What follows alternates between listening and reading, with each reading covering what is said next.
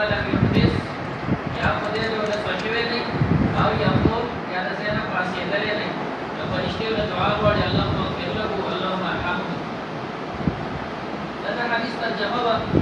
او ترجمه الباب کې ثابت شو ځکه چې حدیث مطلق دی على احدكم ما دام في مصلاه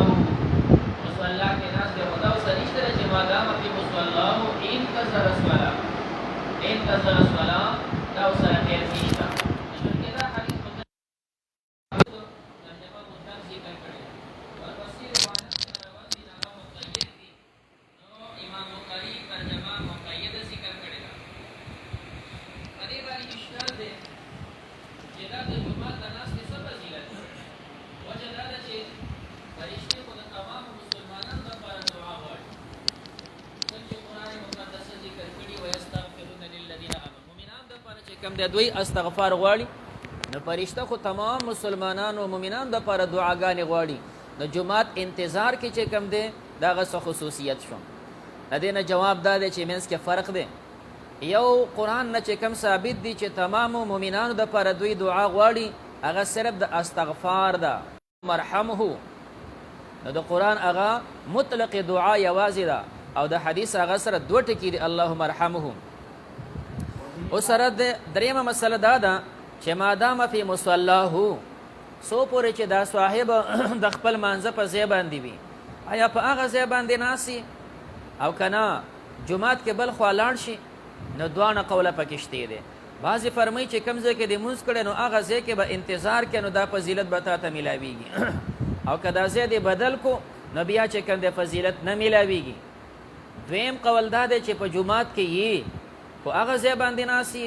او که په بل ځای کې ناسي خو دا فضیلت په دواړو صورتونو کې تا ته میلاو دی ځکه چې مصلا د جمعات تمام جمعات دی دا مصلا ده او بلم ده او بلم ده څلورمه مسله پکې دا معلومه شوله یو سړی دا غواړي چې زه د فرشتو په دعاګانو کې راشم او فرشتې ما ته دعا وکړي نو د هغې دپاره مختلفه صورتونه احادیثو کې ذکر دي یو صورت او علاج دا دی چې ته به مونځ دې وکړو نو هغه ځای باندې کښېنه د خپل ځای نه زر مه پاسېږه هغه ځای باندې لږ کښېنه او چې څو پورې ته ناست نو فرشتې ستا دپاره استغفار او دعا غواړي دا یوه ذریعه ده د حصول د دعاګانو د فرشتو لہذا دا نه چې سلام وګرځې او بیا په طرف منډې کې نو ټیک ده چې تلل دې جایز دي خو د دې خیر نه به محروم یې اخیره کې ذکر کیږي چې ما لم یحدث او یقوم څو پورې دا صاحب بې اودسه شوی نه یا د خپل ځای نه پاسېدلی نه نو مسله پیدا شوله چې آیا جومات کې بې اودسه کېدل نو مسلمه ده چې ښه کار نه دی مسلمه ده چې ښه کار نه دی خو که بالفرض ضرورت شي انسان ته نو بیا جایز ده صاحب د شامی ذکر کوي بې ضرورته ځان بې اودسه کول په جومات کې مکروه دي خو که اوس داسې شو چې مثال خېټه بالکل ګړبړ داسې نیولې ده چې ټک چوي نو په ځای د دې باندې چې تا ته تکلیف پیدا کېږي خیر دی چې کم دی د جومات کې ځان بې اودسه کړي د ګوډې خوله کولو کې نو پروا نه کوي ځکه چې اخوا تا ته حرج دی نه چې حرج دی نو بیا جواز پیدا کېږي نو ما لم یحدث او یقوم یا د خپل ځای نه پاسېدلی نه یې جي عن مالك عن ابي دينار عن الاعرج عن ابي هريره رضي الله عنه ان رسول الله صلى الله عليه وسلم قال لا يزال احدكم في صلاه ما كانت الصلاه تحبسه ولا ينام ينقلب الى اهله الا الصلاه داغه مقید روایات دي چې د کم د تقید په وجه باندې امام بخاری ترجمه مقید ذکر کړی دا لا يزال احدكم في صلاه یو سړی په مانځه کې حساب د ما كانت الصلاه تحبسه چې د مونځ ایثار کړی دی یا وختي راغلی د مونځ انتظار کې او یا د مونځ کړی د بل مونځ انتظار باندې ناسي نو ته په مانځه کې حساب یې هر کله چې مانځه کې حساب نو مخکینی حدیث ورسره یو ځای که نو ځان به نه بې اودسه کې ځکه چې د مونځ خو بې اودسه نه کېږي نو چې په اودس کې ناسي اوس د مونځ انتظار دی تا ته ثواب میلاویږي او چې بې اودسه شوي نو بې اودسه مونځونه نه انتظار د مونځ کټ شو نو ثواب کټ شو قال حدثنا موسى بن اسماعيل قال حدثنا حماد عن صالح عن ابي رافع عن ابي هريره رضي الله عنه ان رسول الله صلى الله عليه وسلم قال لا يزال العبد في صلاه ما كان في مصلاه وينتظر الصلاه تقول الملائكه اللهم اغفر له اللهم ارحمه حتى ينصرف او يحدث فقيل وما يحدث قال يبسو او يضربه د حدث معنا په دې حدیث کې صرف اضافه رااله چې یبسو هغه هوا چې خارج شي او هغه سره आवाज نه او یزرتا هغه هوا چې خارج شي आवाज ورسره. وبه قال حدثنا هشام بن عمار حدثنا صدقة بن خالد حدثنا عثمان بن ابي الازدي عن عمر بن عامر عن ابي هريره رضي الله عنه قال قال رسول الله صلى الله عليه وسلم من اتى المسجد لشيء فهو حظه. من اتى المسجد لشيء فهو حظه. یو سړی جمعات ته چې په کم نیت راځي بس دا دغه حصہ شوله. مخکې فضیلت چې کم بیانېدو نو پته لګي دا نیت د منځ دی، دا صاحب را روان دی زم منځ د پاره د درس د پاره عبادت د پاره چې څومره ستا نیتونه دي عمره به تا ته ثواب میلاویږي. جمعات کې درس کیږي، درس اورم، جمعات کې منځ کوم، نفل به وکما، تلاوت به وکما، د بل منځ به انتظار وکما، د مسلمانانو ملاقات به وکم، دا غونډې ستا حصې شولې. او که یو سړی را روان دی زم جمعات ته خاصم خلک په مانځه ودرېږي، زه خو منځ کوم نه خو پکې به شریک شم، اسې به ودرېږم او زر به راوځم چې نوي پیزار تېنه پخپو کم راوړم. په هو حظه ستا حصه صرف د غلا ده، ستا حصه د ثواب نه ده. یا ته چې کوم دی روانې د بل شر دپاره نو چې کوم نیت باندې راغلی هغه به تا ته حصه میلاوي. باب في كراهية إنشاء المؤلف في المسجد. وبه قال حدثنا عبيد الله بن عمر الجشمي حدثنا عبد الله بن يزيد حدثنا حيوة عن ابن جريح قال سمعت أبا الأسود يقول أخبرني أبو عبد الله مولى شتاب أنه سمع أبا هريرة رضي الله عنه يقول سمعت رسول الله صلى الله عليه وسلم يقول من سمع رجلا ينجر ضالة في المسجد فليقل لا أتى الله إليك فإن المساجد لم تبن لهذا. کراهیت انشاد ضاله ورکشوی سیز په جمعات کې اعلان کول دا مکروه دي. جمعتونه د عبادت او بندګۍ او د ذکر اذکار د پاره دي، د دنیوي خبرو او دنیوي د انشاءات د پاره نه دي. نو چې کوم شی ورکشوی جمعات کې اعلان کې د دنیا خبرې دي دا مکروه دي. ضاله عموما هغه طویل شي چې کوم حیوانات وي هغه ورکشي داغه اعلان کې زمون ګډ ورکشوی دی، الله مو بخښه چيله ورکشوی دی، دا سه اعلان کول. او کم چې غیر حیوان وي هغه تلقیت وي، خو لیکن دلته مراد د دوالینه مطلق ورکشوی سیز کاغه حیوان دی او که غیر حیوان دی په جمعات کې اعلان کول داغه دا مکروه دي. نبی کریم علیه السلام دا فرمایلی چې څوک ووري بل کس اعلان کوي د ورکشوی سي په یقول دا سه ورته وایا لا اداه الله. د دې دوه مطلب ویل شي.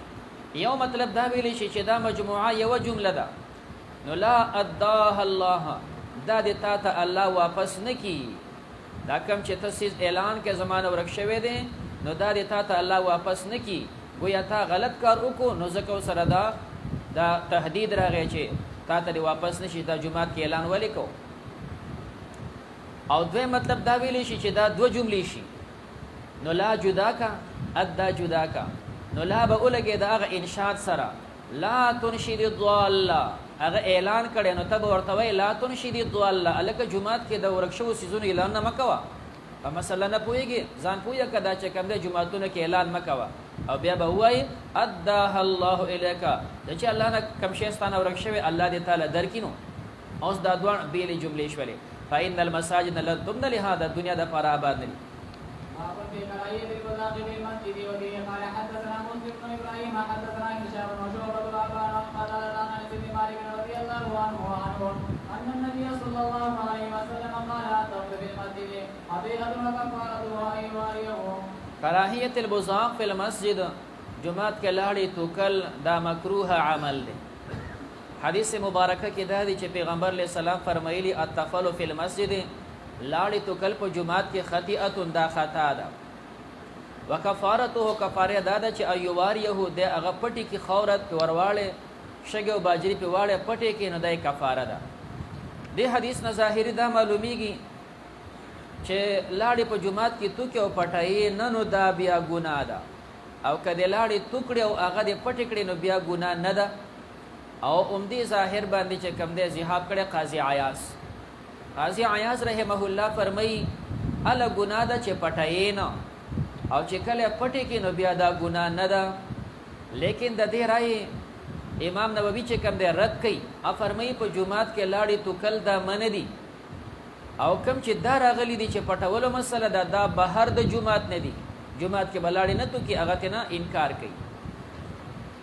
بیا دا دوانه مسلې حافظ ابن حجر وضاحت داسې کوي چې قاضی عیاض ظاهری دی حدیث ته ګوري کم چې دلته راغلي التفل فی المسجد خطیئه د لاړې توکل ګناه شول، خو وکفارته ایواریا چې ته په خورې واچې باجره او شګه په واچې پټې دې کړې نو اوس ګناه نه ده نو پته لګي جمعات کې مطلقاً لاړې تو کل ګناه نشوله اله به ګناه چې ته پټایې نه او چې کله پټایې نه بیا ګناه نه ده دا د قاضي عایز رائے رستو بل حدیث نه معلومیږي چې په جمعات کې مطلقاً لاړې دا من دي مطلقاً لاړې من دي هغه تعمیم باندې امام نووي حملې چې جمعات کې بلاړې نه تو کې او دا حدیث امام نووي حملې چې کوم دی د جمعات نه بهر چې ته د جمعات نه بهر یو ځای کې مونږ کې او الته چې کوم دی تا لاړې توکړې نو الته توکلې شي جمعات کې نه نو د بازو یو رایا ده د بازو پکې چې کوم دی بل رایا ده نو کفارته ایواریا چې ته پټې کې قال حدثنا مسدد قال حدثنا ابو عوان قال عن انس رضي الله عنه قال قال رسول الله صلى الله عليه وسلم ان البداق بالمدين قضيه وكفارتها دفنها وبه قال حدثنا ابو بكر حدثنا يزيد يعني فر داغه د فرضیه او کنه چې کم دی وليدفنه په دې کې خخ کا او فإن لم يفعل نو پل يبزق په صوبه کپڑا کې چې کم دی بيدا تو کو ثم يخرج به بيزان سره بهر وباسا د دینه بل مسله د جمهور معلومه شو چې لاړې پاکي دي خلافا لابراهيم نخعي سب چې کم دی مخکې د مسله به هغه لاړې چې دخلینه اوځي نه غو ته پلیتی به نو چې هر کله په کپڑا کې تو کای نو معلومیږي د جمهور رائے ده چې دا پلیتی نه دي قال حدثنا عناد بن الصري عن ابي الاحوص عن منصور عن ربيعين عن طارق بن عبد الله المحاربي رضي الله عنه قال قال رسول الله صلى الله عليه وسلم اذا قام رجل الى الصلاه او اذا صلى احدكم فلا يبقن امامه ولا عن يمينه ولكن عن تلقاء يساره ان كان طارقا او تحت قدمه في الصلاه ثم يقول به وبه قال حدثنا سليمان بن داود حدثنا حماد حدثنا ايوب عن نافع عن ابن عمر رضي الله عنهما قال بينما رسول الله صلى الله عليه وسلم يخطب يوما الى قامة في قبلة المسجد مخکې حدیث کې دا ذکر شول اذا قام الرجل الى الصلاه او اذا صلى احدكم فلا يبزقن امامه مخکې بلاړې نه تو کې زکه دا قبله ده مخکې ستانه امام دی یا مخکې سب دی ولا عن يمينه خي طرف ته امنتو کې ولا كن عن تلقاء يساره غس طرف ته تو کا اشکال دا پیدا کیږي چې خي طرف ته توکل زخه مانز گزارو او غس طرف ته هم امکان فارغه کسوک نه به جایز نو کم از کم په خي طرف باندې پرشته ده او په غس طرف باندې پرشته ده نه به غس طرف ته څنګه لاړې ټوکړي شي نه دینا مختلف محامل ذکر شوی دي بعض دا ذکر کوي چې دا په اعتبار د پرشتو سره نه په اعتبار د مانزګزارو سره خبره ده چې ستاخي طرف ته مانزګزار دی او ګس طرف ته نشته نو خیر د ګس طرف ته به کلاړي تو کې نو جایز او دویم کده پرشتو په لحاظ واغستې شي نو بیا مقصود دا دی چې د خی طرف پرشتہ دا امیر ده هغه صاحب التعظیم ده په نسبت د دې ګس باندې نو خیر د ګس طرف ته تو خو خی طرف ته بتوکا او دریم وجه بعضی دا ذکر کوي چې دا خی طرف ولا نیک اعمال لیکي ګس طرف ولا هغه سیئات لیکي او دی وخت دا صاحب په منځه ولاړ دی نو ته په نیک عمل کې نو چې په نیک عمل کې اوس دا خی طرف پرشتہ مصروف عمل ده استامونز لیکي او د ګس طرف پرشتہ هغه مفروغ العمل دا خو سشتې نه د ګناه چوي لیکي هغه اسم نشتا او د خی طرف ولا هغه مصروف ده نو د خی طرف ته ملک او د ګس طرف ته چې کوم دی ورتو کا سلورم چې کوم دی وجه بازي د تبرانی او روایت نه معلومیږي او چې ارکل دا غنه معلومیږي نو عمده ده هغه دا چې کله یو منځګزار مونږ کوي نو خی طرف ته پرشتہ ولاړی هغه ته تلقا او القا د خیر کوي خیخي خبره وته چې مونږ ته متوجه شه عبادت کوا او ګس طرف ته شیطان ولاړی هغه ته وسوسه ورچي نو چې ارکل یو طرف ته پرشتہ ده بل طرف ته شیطان دی نو اوس چې ته ګس طرف ته لاړی تو کې نو مقصود دا شیطان دی داغه د ترغیب د پاره نو د ګس طرف ته خو بشرطی چې امکان فارغه او تحت قدمه اليسرى یا د ګس خپل لاندې تو کا ثم ليقل به به د پاغه باندې خبر راکاږي ویم حدیث کوم ذکر کیږي عبد الله ابن عمر سے فرمای نبی کریم علیہ الصلوۃ والسلام یو ځل بیان کو اذا انا خامتن چې خراش کیو قتل فی قبلة المسجد جمعه د قبله سټ باندې چې خراش کی تو کړو فتغیظ علی الناس نبی علیہ السلام خلق تقار شو او ثم حکها به هغه وګرو هغه ځای چې کم د خور دیوالو په غیبه نه خراج کیو ناغه وګرو واحسب قال فدعا بزعفرانین نبی علیہ السلام زعفران را وغوښتل فلا تخهو به هغه ځای باندې بیا زعفران ومګل چې هغه ځای په خوشبو یې کړ او وقال وی فرمایل ان الله تعالی قبل وجه احدکم الله استاسو مخې ته وی اذا صلى فلا يبزقن بين يديه مخې ته لاړې متوکا وبه قال حدثنا يحيى بن حبيب بن عربي حدثنا خالد يعني بن الحارث عن محمد بن عجلان عن اياد بن عبد الله عن ابي سعيد الخدري رضي الله عنه ان النبي صلى الله عليه وسلم كان يحب الاراجين ولا يزال في يده منها فدخل المسجد فرآن وقامت في قبل المسجد فحكى نبی کریم علیہ السلام به يحب العراجين عراجين د عرجون جمع د عرجون د کجوري د سانګې ته وي پیغمبر علیہ السلام به د ځان سره لخته خوخوله چې لخته به سره و چونکی الته زیات د کجورو سانګې دي نو د کجوري و سانګه دا چې کوم مثال اوچ شیو د ازیت پانی ته نه کټ کې دا سه لخته به پلاس کې و ولا يزال في يده منها فدخل المسجد يوزل چې کوم د جمعه تراغه فرآن خامه في قبلة المسجد فحكها ناغزه اوغرو ثم اقبل على الناس مغضبا يا خلق ته متوجه شف غضب سر فقال ايسر احدكم تاسو یو کس په دې خوشاله کې ان يبصق في وجهه چې داغه په مخ باندې لاړې ټوکړي شي ان احدكم اذا استقبل قبلة فانما يستقبل ربه قبله ته چې تمخ کې ته الله ته متوجه عز وجل والملك عن يمينه استخي طرف ته فرشتہ ده فلا يدخل عن يمينه ولا في قبلته نبخي طرف ته کې نه قبله طرف ته وليبصق عن يساره او تحت قدمه فإن عجل به كفي تلوار شو دغه توکلو ته مکمل او نشوله عجل به امر فليقل هكذا بيد داسي وکي چې کوم ده ناغه څنګه وکي وصف لنا ابن عجلان دغه بیان وکړو چې آیات فل فی صوبه په کپڑا کې توکي او ثم يرد بعضه بعضا دا بازي د په بازي کپڑا را تو کی هغه د پکې پټ کې نزان سره به وباسي قال حدثنا يحيى بن فضل السجستاني وعائشة بن عمار وسليمان بن عبد الرحمن قال حدثنا حاتم بن ابي اسماعيل حدثنا يعقوب بن مجاهد ابو حضرة عبادة بن الوليد بن عبادة بن صالح رضي الله عنهم قال اتينا جابر بن عبد الله وهو في مسجده فقال اتانا رسول الله صلى الله عليه وسلم في مسجدنا هذا وفي يده عرجون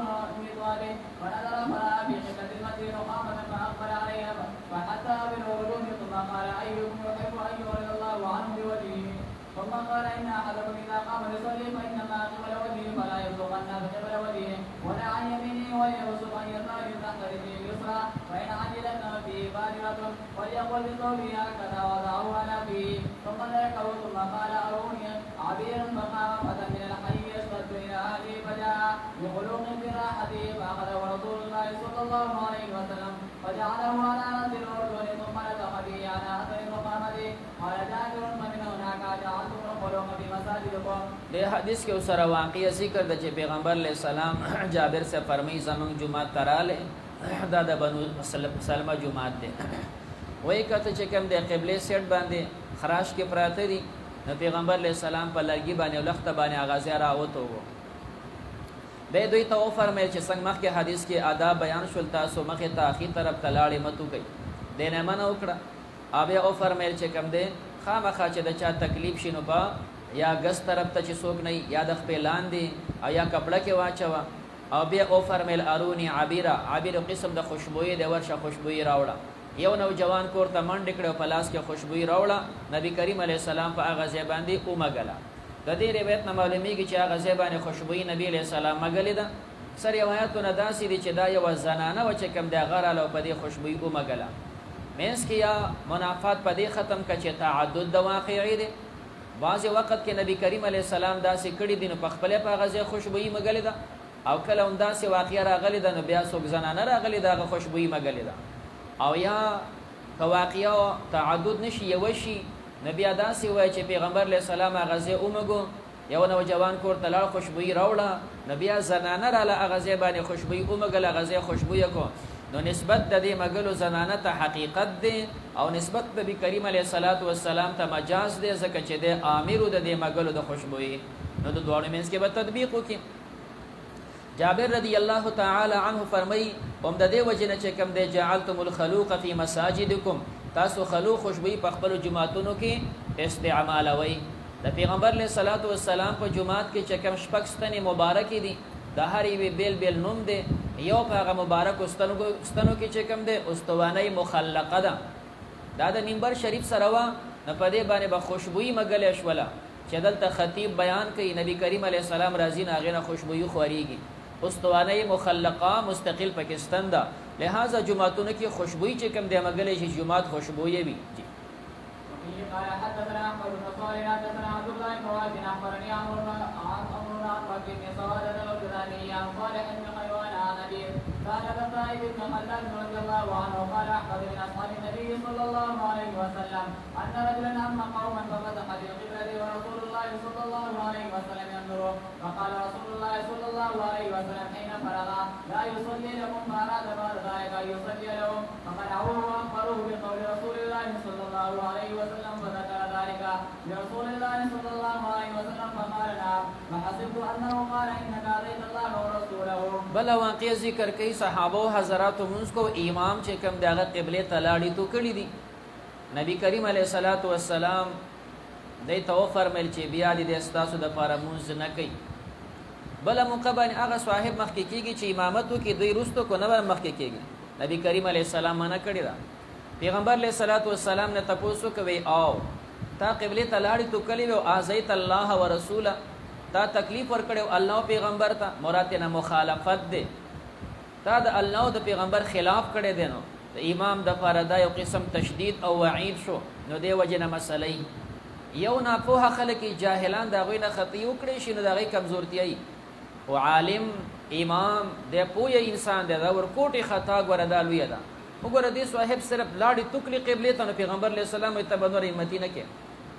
د سچ کم د خبره س قتل کړو یا سچ کم د داسې لوی جرم خدای باوجود امام دی د پکې پوهه دی نو زکه دله دا زجر ملو شو چې تبه آینده امامتی خلق لنه کې زکه تعالی لاړی توکلی. وفيه قال حدثنا موسى بن اسماعيل حدثنا حماد بن اخبرنا سعيد الجريري عن ابي العلاء عن مطول بن ابي رضي الله عنه قال اتيت رسول الله صلى الله عليه وسلم وهو يصلي فولقد احرق مني اليسرى.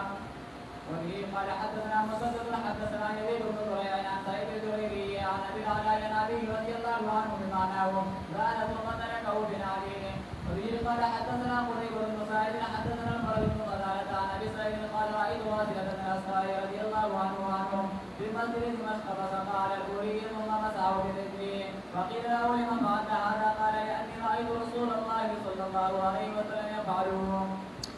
دا چې کوم د بل حدیث مبارکه ذکر کیږي واصله ابن اسقاء سے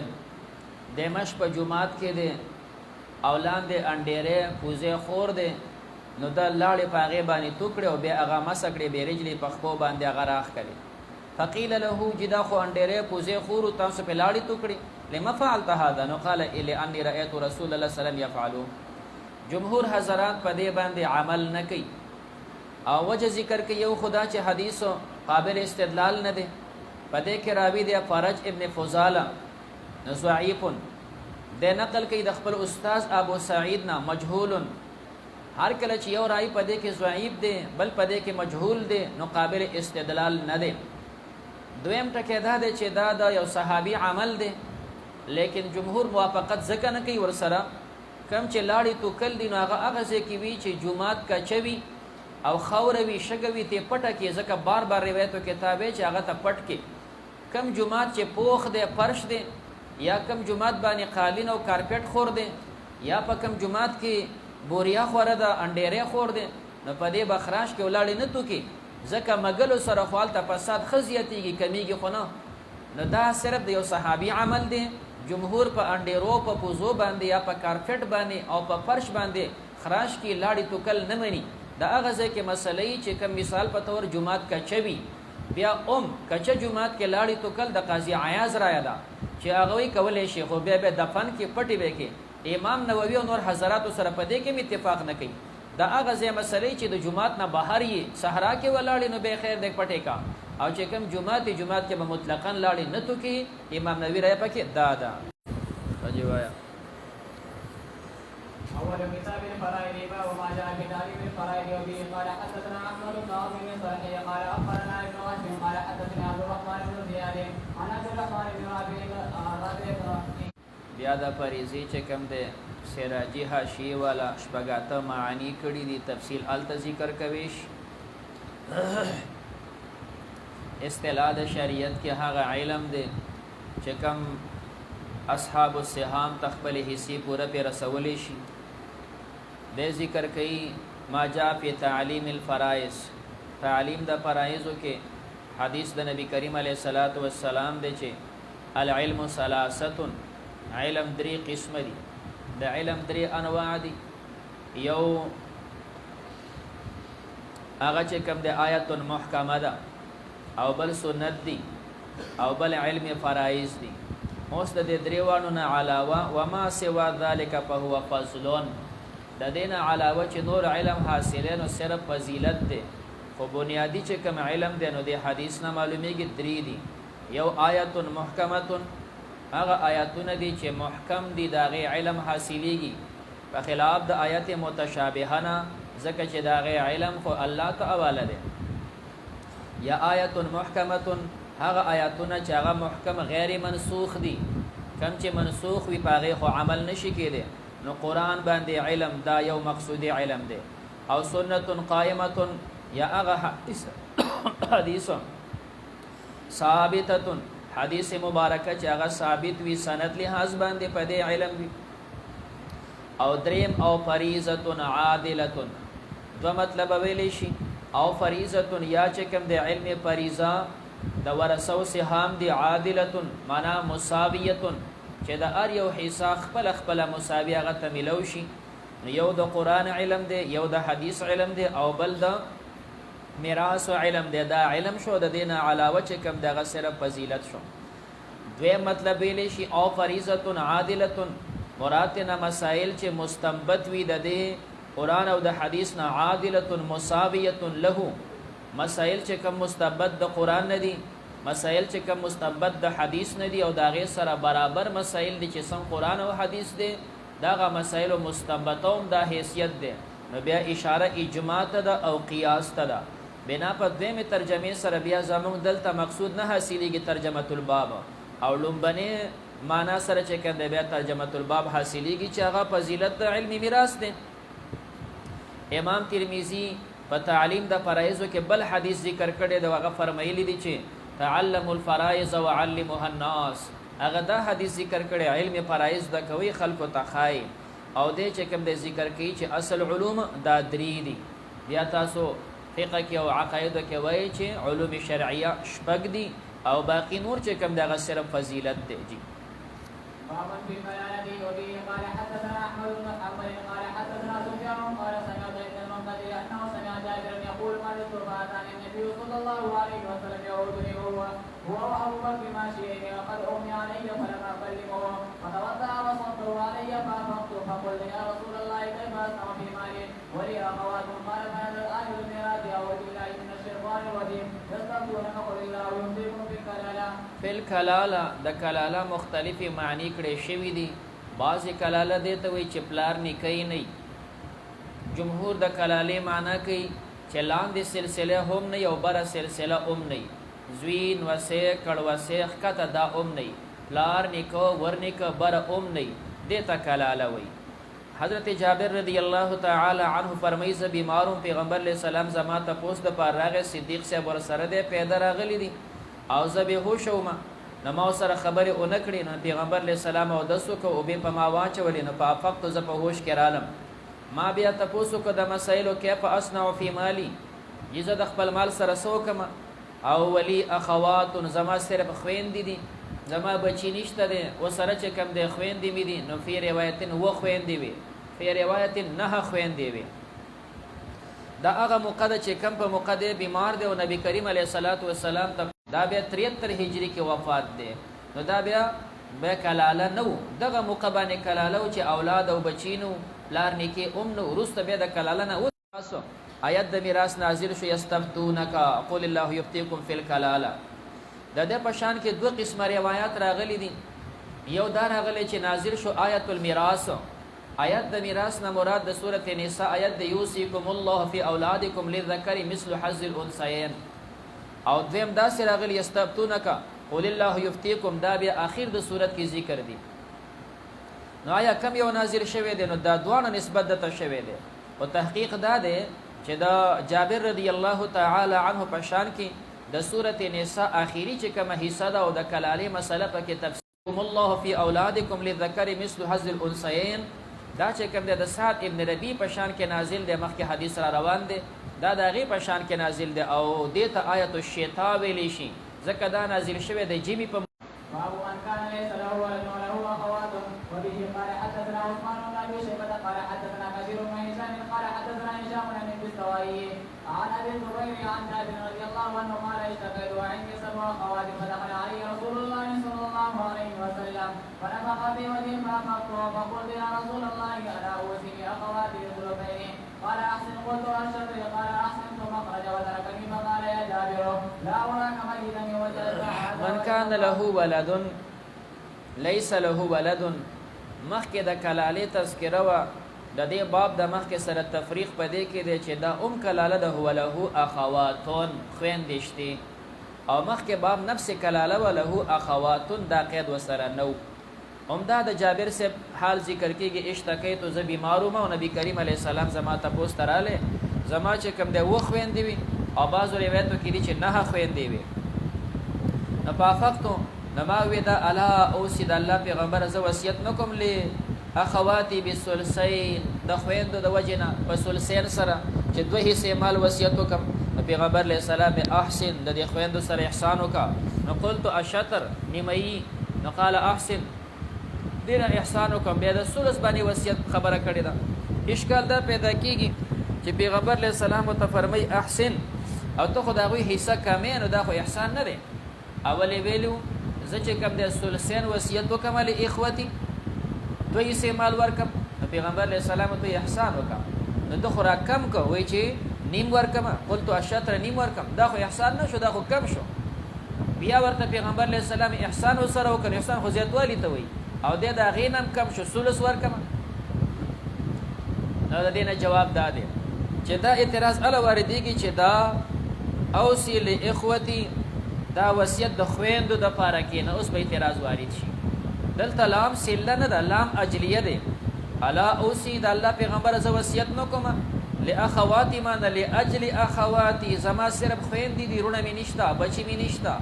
د دې وجې نه چې صرف خویندې دي نو زه ثلثین وصیت وکړم د غیر دپاره نو چې ثلثین د غیر دپاره وصیت وکړم نو خویندو ته به ثلث پاتې شي د پیغمبر علیه السلام احسن نه خویندو ته لږ مال ډېر پرېږدوه نو قلتو الشطره د بل دپاره وصیت په نیم مال باندې وکړم نو خویندو ته به نیم پاتې شي د پیغمبر علیه السلام په ده کې مې احسان وکړه نو بیا چې کوم دی د بیا په ثلث باندې وصیت وکړم نو بهر کې ثم خرج وترکني فقال یا جابر لا اراک میتا من وجعک زما چې کوم دی خیال او ګمان دا چې ته به دې تکلیف نه مرې او بیا هغه شانتې وکړې شول دی بیا روغ شو بیا 73 کې وفات شوی دی وان الله قد انزل الله ستا په شان کې نازل کې فبين الذي لاخواتك وجعل لهن ثلثين قال وكان جابر يقول انزلت في هذه الايه يستفتونك قل الله يفتيكم في الكلاله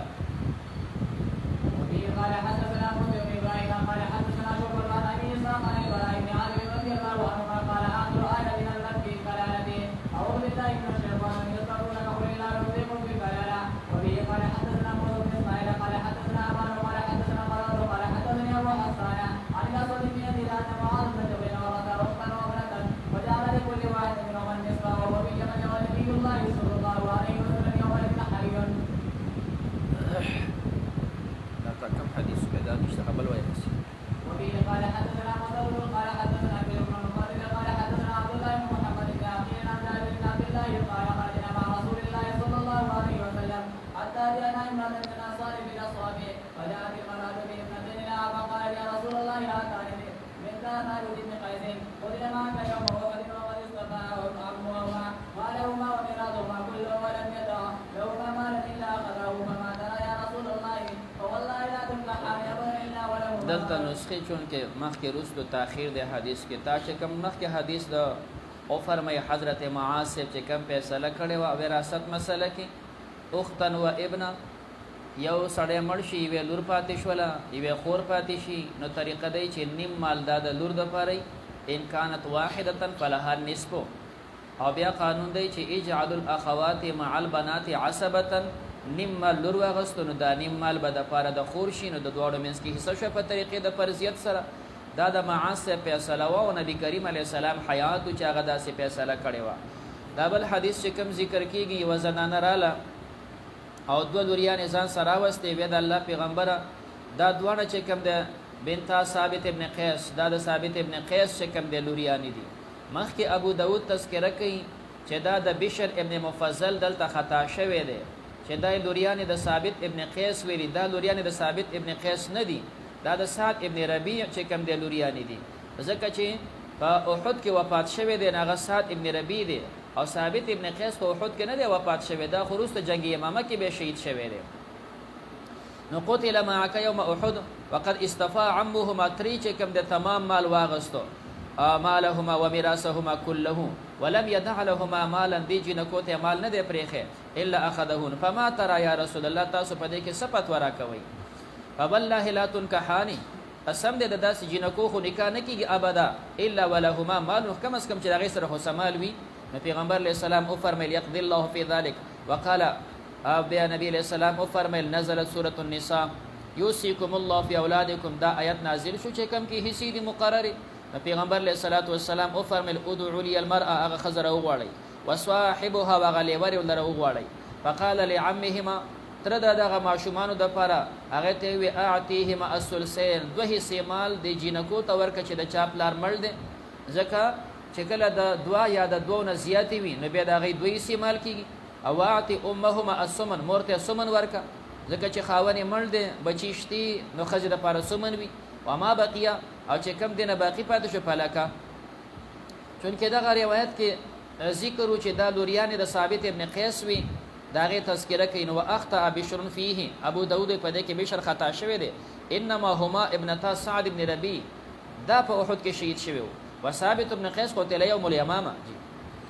قال حدثنا ابن سريع قال حدثنا ابن وهب قال اخبرني داوود بن قيس وغيره من اهل العلم عن عبد الله بن محمد بن عقيل عن جابر بن عبد الله رضي الله عنهما ان امراه سعد بن ربيع قالت يا رسول الله ان صبرا عليك وترك ابنتين وساق نحوه قال ابو داود هذا واصحابه وبه قال حدثنا منصور بن ابي مزاحم قال حدثنا ابو بكر عن ابي اسحاق عن البراء بن عازب رضي الله عنهما قال جاء رجل النبي صلى الله عليه وسلم فقال يا رسول الله يستفتونك في الكلاله قال فما الكلاله قال تدرك آية الصيف قلت لأبي إسحاق ومن مات ولم يتوى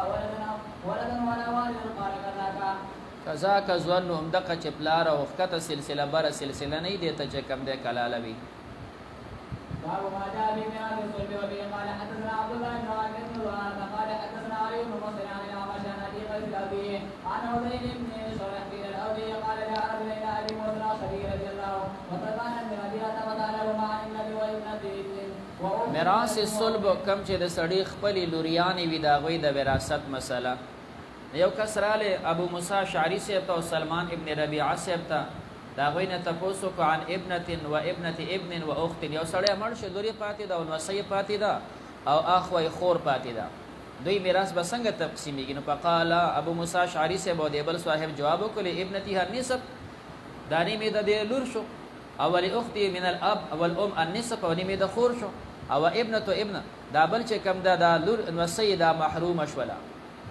ان ولم يورث بنت الابن